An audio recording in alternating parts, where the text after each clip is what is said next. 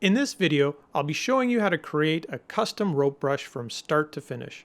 We'll be making the individual rope links to create our rope, adding a frayed end on both sides, and finally creating our brush using the brushes panel. The brush is dynamic, so you can make changes on the fly and apply whatever color you choose.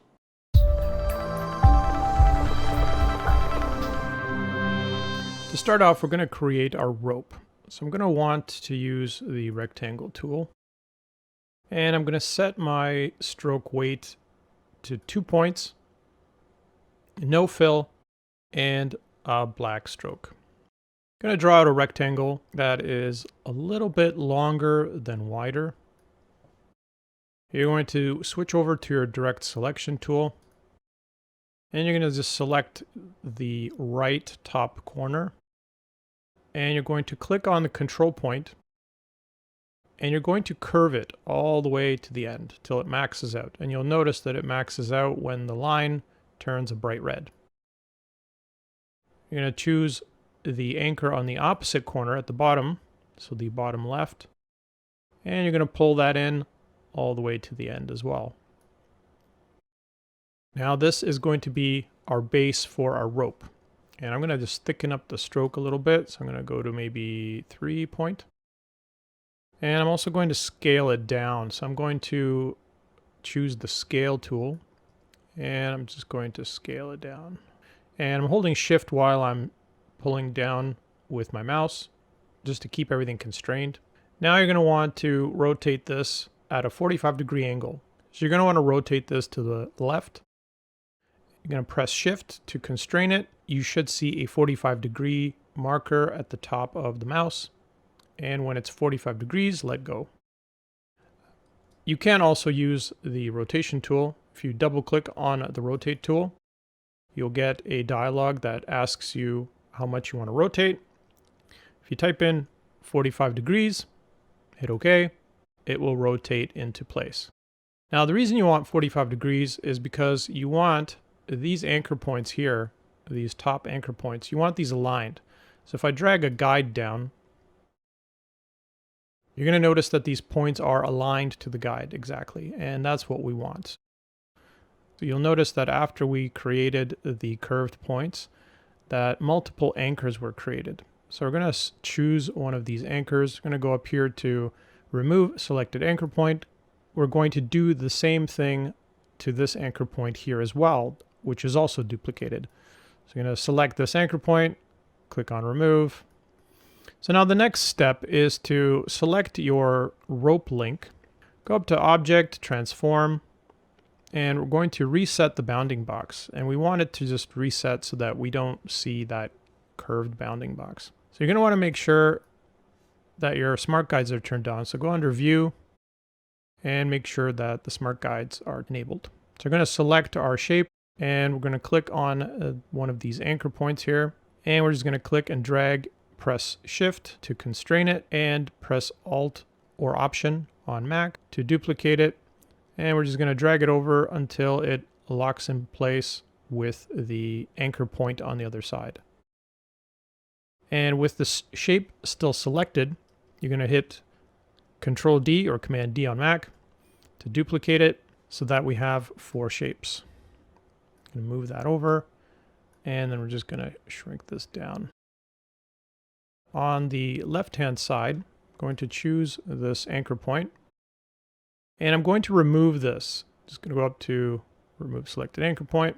Now I'm going to need a line because I'm going to do some trimming, and I'm going to align it to this anchor point here, and I'm just going to draw a straight line down. I'm going to select 2 of my shapes, and I'm going to go to my shape builder tool and press alt or option, and I'm just going to remove this excess area here, and then select your line and delete it. Now we're going to do a little effect to kind of add some frayed edges to this rope. So I'm going to click on just this shape here, and you want to just click on this line. And Illustrator kind of treats it for a short time. It treats it as a direct selection of the line that you clicked on. Normally you see the width tool. You're going to click on the width tool and go down to crystallize. And when you double click on it, you get this dialog that gives you a few extra details. If you want to match my settings, I've got the detail level set to 2, complexity at 1, and I've disabled the brush effects anchor points. And I'm going to hit OK. So with this line selected, you're going to use the Crystallize tool, and you're going to click on the right side of the line. You're going to click once and twice. Then I'm going to go into outline mode, and I'm just going to fix up my line a little bit here, just to make it a little more even.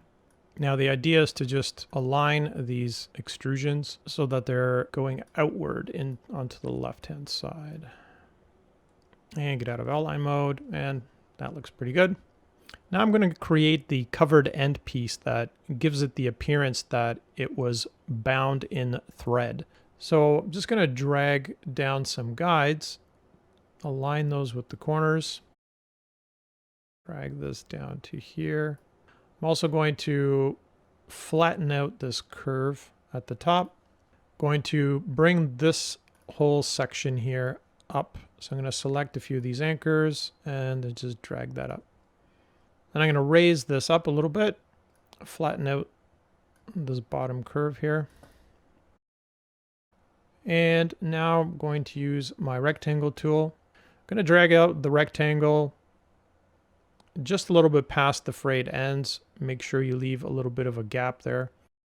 And you're going to want to align that rectangle to the corner piece of this bottom curve. Once you have that drawn out, you're going to select this entire thing, choose your shape builder tool, and we're going to press Option on Mac, Alt on PC, and we're going to erase this top part here, this bottom part, and we're going to combine these middle parts into one shape. You also might have some stray artwork on the ends, such as this little triangle here. So I'm just going to join that to my frayed ends and create just one piece there.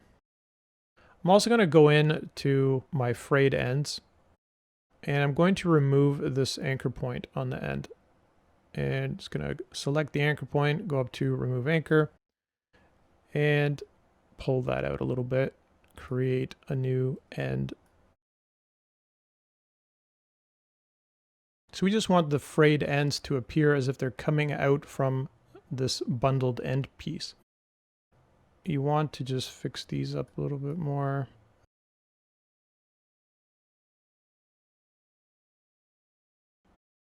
And we're also going to remove this bottom anchor point as well.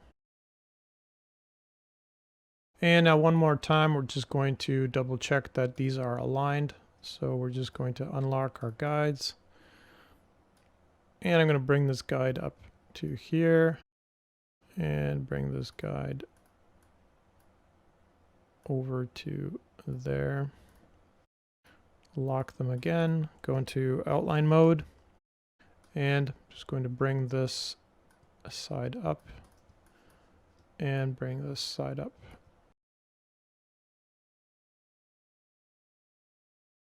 Now I'm going to create a little bit of a curve to these side lines here. So I'm just going to pull on this line here and this line here. And you're going to notice that you've got some extra lines here underneath. And that was just created from when we used the shape builder tool to create our individual shapes. And you'll notice that this is a separate shape. It's got a line there, and this here is a separate shape as well. And this is a separate shape. So let me just undo that. So we need to just remove these lines. So I'm just going to select that, hit delete, and select this line, hit delete. So now we've got our frayed ends, our cover, and the remainder of our rope. So let me undo that. And with this cover lined up, now we can add the detail on the inside. Let me just select this left-hand side line. I'm going to copy it, paste it in place. And using Shift and your arrow keys on your keyboard, just going to move it over a little bit.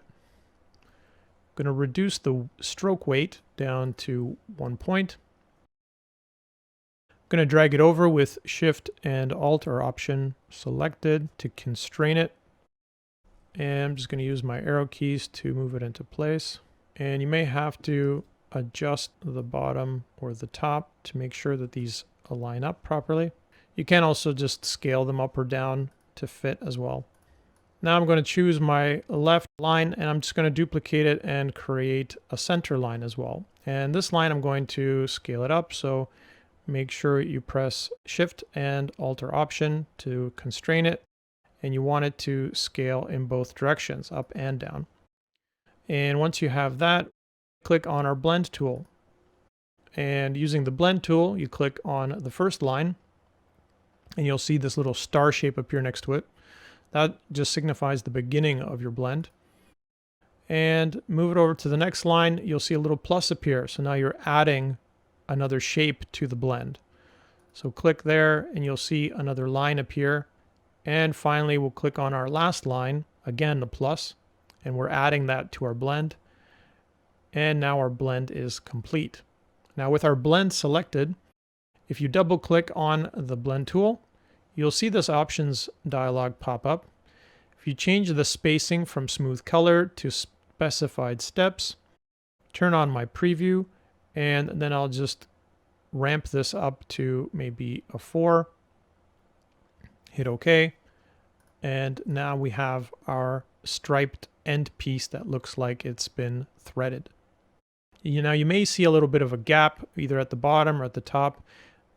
Easy way to fix this is just to select the center line.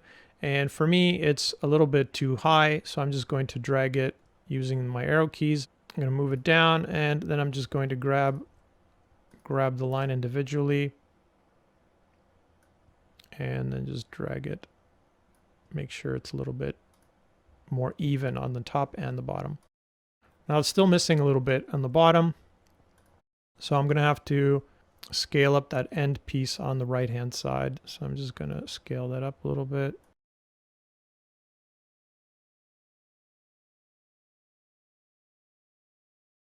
So now that we've got our completed piece, we're going to duplicate that to the other side. But before we do that, I need a few more pieces of my rope. I'm just going to select the last 2 braids. Using my white arrow, click on this anchor point on the left hand side. And make sure you press Shift to constrain, Alt or Option to duplicate, and we're just going to align it to the end of the anchor point here. I'm going to select my end piece. I'm going to use my rotation tool. Click in roughly in the center of my rope. Make sure you rotate it and press Shift and Alt or Option and let go.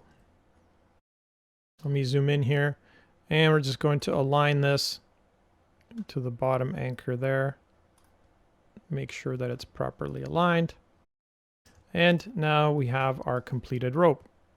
Now in order to turn this into our brush, what we're going to have to do is divide this into sections. First section is going to be the actual rope. So you're going to choose your rectangle tool. And we're just going to zoom in onto our rope. I'm going to go into outline mode. I'm going to align the start of my rectangle to the corner of one of these rope segments. And I'm just going to click and drag out until the right hand side of the rectangle lines up to the right hand side anchor of that same rope section.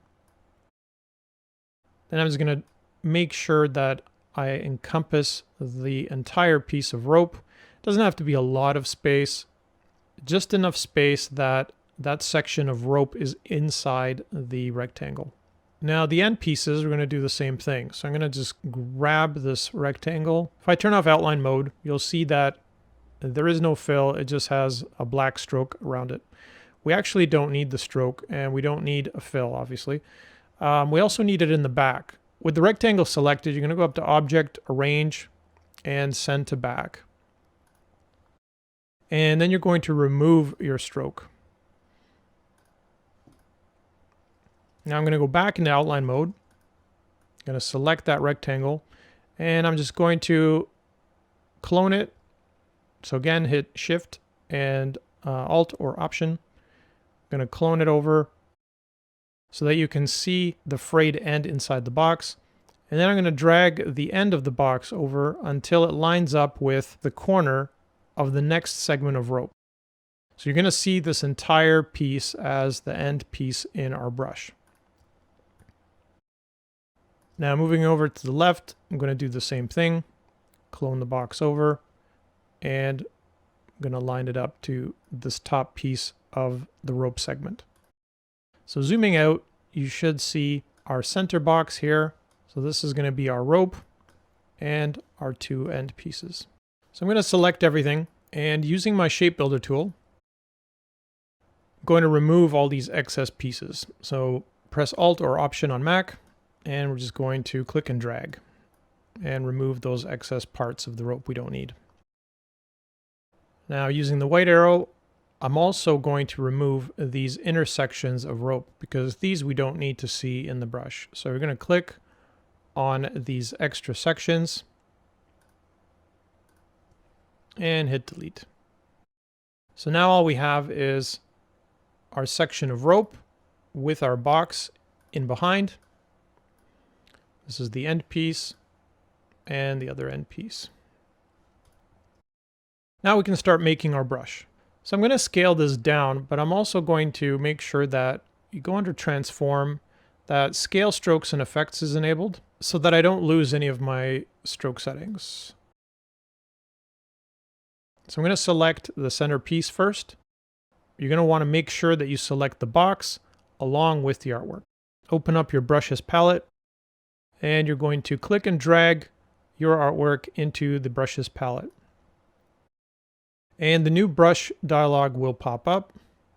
You're going to want to select pattern brush for this particular brush. Hit OK. And in this dialog, we're going to give our rope brush a name. So just going to type in rope brush. You can leave most of these settings exactly where they are. The only one I like to remove is this corner piece. It's not going to have a corner, and you honestly don't want it to be represented by this corner. Illustrator tries to take the different segments that you place into the brush, and it tries to approximate how the corner will actually appear. And in this case, because ropes don't have corners, we don't really need them. So I'm going to just click on None and remove those, and you can see right away that the corners disappear, and that's fine. You can leave the fit as Stretch to Fit.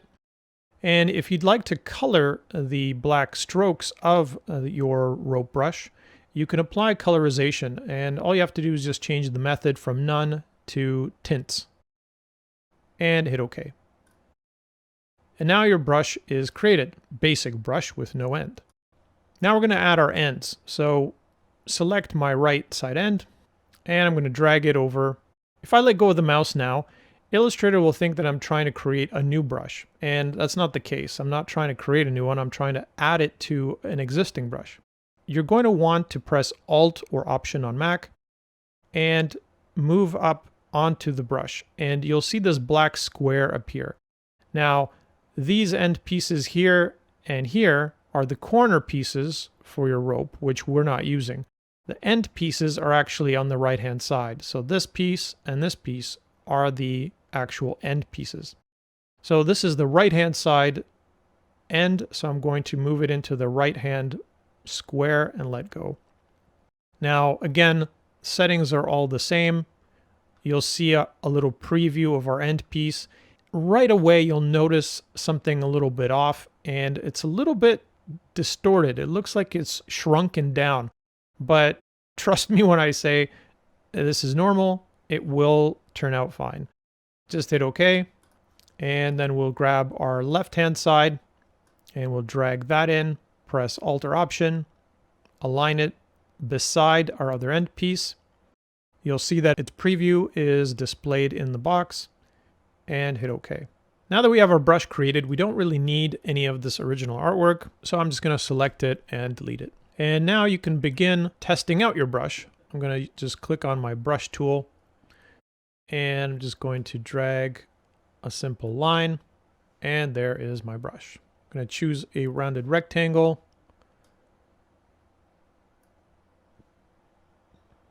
and apply my brush, and my ellipse tool. So to add a color, make sure that you're on your stroke color, not your fill. I'm going to choose my rounded rope and click on a color. Then select my rectangular rope. Click on my color. And finally my freehand rope. And apply a color. These ropes are dynamic, so you can extend this if you need to. And you can even add a little bit more curve. And extend this out a little bit more. And you can apply it in any way you need. You can also cut sections of these shapes away, bring back the end pieces in order to create a little bit more of a custom shape. I hope you enjoyed watching this video on how to create a simple rope brush. If you liked what you saw, click subscribe so you catch all my future videos. Thanks for watching.